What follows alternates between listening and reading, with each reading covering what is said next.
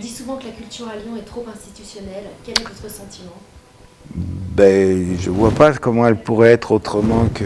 Voilà, c'est cette vision un peu caricaturale de dire il y en a que pour les gros et les petits ils meurent tranquillement. Donc je reviens sur ce que je disais, c'est un écosystème. C'est pas parce qu'on enlèverait des gros, je vous assure qu'il y aurait plus de redistribution pour les petits lieux.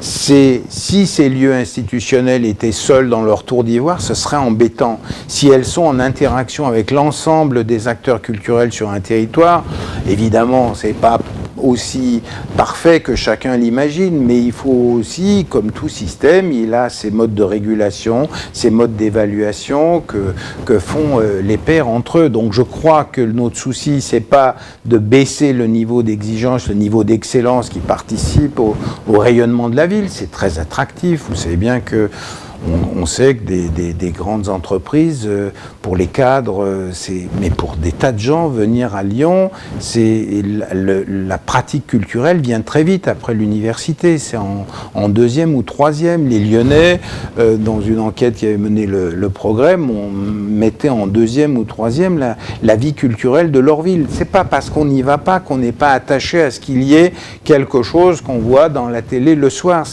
Je crois qu'il faut imaginer la culture comme un tout, de notre pratique, de notre manière de vivre, mais la culture doit aussi avoir l'exigence d'améliorer la mixité et le vivre ensemble. Ouvrir l'exposition sur les arts de l'islam, pour nous, au Musée des Beaux-Arts, est un élément fort. C'est de rappeler aux Lyonnais qu'au XIXe siècle, eh bien, le Musée des Beaux-Arts achetait déjà des pièces de l'islam, parce qu'on sentait que c'était important, que les couleurs, les formes sont venues imprégner la création des soyeux lyonnais, des artistes qui peignaient les soieries. Ils ont pris des couleurs, ils ont pris des... Que toujours au 19e, les Italiens de la Guillotière, une dizaine de grandes familles italiennes immigrées, vous savez que la Guillotière c'est la porte d'entrée de Lyon, on fait des lithos, des chromolithographies qui étaient les scènes de la vie quotidienne, les scènes religieuses, des scènes, des images de Lyon, de la manière de vivre, des artisans, et ça a navigué dans le monde entier parce que les immigrés italiens avaient des connexions par leur propre réseau, enfin leurs propres concitoyens, compatriotes, là je cherchais le terme, et des chromos sont allés jusqu'à New York. Donc il y avait cette mixité, et je trouve qu'au même moment montrer qu'au 19e on savait beaucoup mieux vivre ensemble, eh bien c'est réunir plutôt que diviser, ce qu'on a un peu tendance parfois à se laisser aller. Je suis convaincu, bien sûr, que la culture et la diversité culturelle sous toutes ses formes sont des éléments importants. Lyon participe à un dispositif qui s'appelle Cité interculturelle du Conseil de l'Europe, où on fait le pari que nous avons... Le levier culturel est une manière de mieux vivre ensemble. Voilà nos ambitions. Votre meilleur souvenir? Ah ben plein. Peut-être quand même cette soirée à l'opéra avec les amateurs, c'était un grand moment d'émotion, mais je sais pas, l'exposition de Ben au MAC qui a été aussi une rencontre, je pourrais vous citer des grands moments de... oui, mais non, je quand même, je pensais au Seigneur des Anneaux qu'on a présenté à l'ONL, par exemple. Le Seigneur des Anneaux, j'avais échappé malgré 3 enfants. Et là, bon, j'y vais parce qu'il fallait y être. Et c'est Seigneur des Anneaux grand écran, mais avec la bande-son jouée par l'orchestre de Lyon, plus les chœurs Bernard Tétu. Et je vous assure que c'est radicalement différent. Il y avait l'image et le son qui était en direct. Et du coup, j'ai acheté les autres DVD pour regarder les suivants.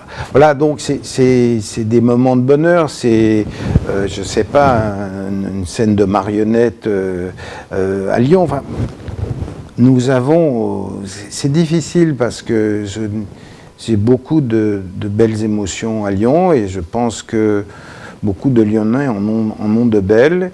Je pense qu'on a besoin de faire un peu plus savoir que... Voilà, on est bien dans cette ville et que la culture est un élément de son bien-être. l'attachement qu'on a aussi à traiter le patrimoine, à remettre de l'art dans la ville, sont aussi des choses importantes, hein. En complément de ce qu'on appelle le spectacle vivant, c'est aussi améliorer notre regard, quand on traverse et que les artistes sont capables de nous dire à leur manière des choses qui sont impalpables et qui nous fixent au fond du bien-être qu'on peut ressentir tout simplement. Tout ça, ça fait partie de la politique culturelle de la ville. Votre analyse sur la défaite du dossier lyonnais face à Marseille, européenne de la culture en 2013 ? Une analyse simple, il faut bien que quelqu'un gagne, donc ça c'est la boutade. Oui, vous savez, j'étais allé voir monsieur le patron, le président du concours à Liverpool. Oui, c'est un très beau dossier. D'ailleurs, il n'a pas dit moins. Mais voilà, en gros, il m'a fait comprendre que voilà, il allait soutenir une ville qui considérait comme ayant plus besoin de cette espèce de focus. Voilà, Lyon était peut-être trop pourvu en vie culturelle et donnait cette impression d'être un peu sereine sur ce plan et peut-être moins avoir besoin de ce focus, qui d'ailleurs n'était pas la bonne lecture de capitale européenne, puisque dans le nouveau règlement, vous savez que ce jury était nouveau et Bob Scott était président d'un nouveau jury, alors qu'avant c'est le pays qui décidait de la ville. Là, c'était une commission mixte. Et au fond, le jury demande que ce soit la ville qui donne la meilleure image de la culture européenne, en tout cas de l'ambition européenne. Voilà, j'étais à Marseille il y a quelques jours, donc très bien, nous suivrons et nous serons à Marseille aussi. Y a-t-il de nouveaux projets culturels à Lyon ? Je crois qu'il n'y a que des nouveaux projets culturels. La question, elle est souvent de dire quelle est la nouvelle cathédrale qu'on va construire, une cathédrale culturelle. Je crois que dans le mandat précédent, Gérard Collomb a fait un énorme effort d'investissement, que ce soit Gadiane, que ce soit les subsistances qui ont été terminées, que ce soit beaucoup d'investissements, n'entrons pas dans les détails.